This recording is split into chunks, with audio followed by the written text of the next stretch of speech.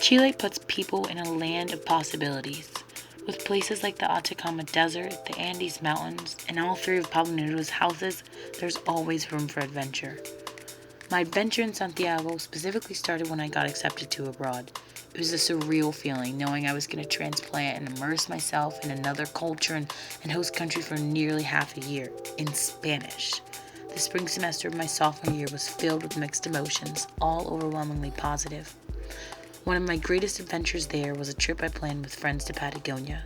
We basically had to organize everything ourselves for 10 days, including excursions, hostels, food, and everything in between that could go wrong. It was an incredible experience that pushed me to understand why I was abroad and what it meant to be me and what opportunities possibly lay ahead for me. Ultimately, I ended up doing something I would have never thought possible. I took a tenuous hike up to Torres del Paine. My 4-hour hike to one of the most iconic places in the Chilean Patagonia was forever memorable, in addition to all the other adventures and challenges we encountered along the way.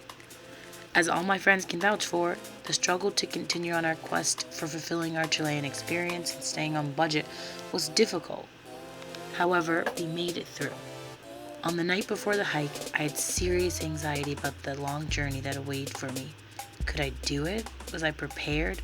Would I need hiking shoes? Would I have to quit?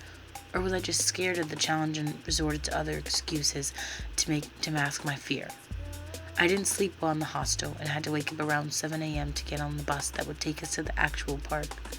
I dozed in and out of sleep. My heart raced as I imagined how my feet would feel and how much my back would ache the next day. The hike up to the top was hard. It was mountainous, and there were points when I wanted to stop in the shady area and rest until the group returned from the top, and I could just catch up with them. I started talking to myself. Why are you here, Andalasia? No one would put you up to this if you genuinely couldn't do it. I pulled up my iPhone and started taking pictures, and it was only then did I realize how on top of the world I felt to be firsthand experiencing such an incredible view. My challenges and fears were valid, but the effort ended up being worth the outcome. After I reached the top, I breathed a sigh of relief, knowing that everyone who came to the point had been in the same position. We were all connected in a way, and I felt most comfortable as a foreigner in Chile at that point.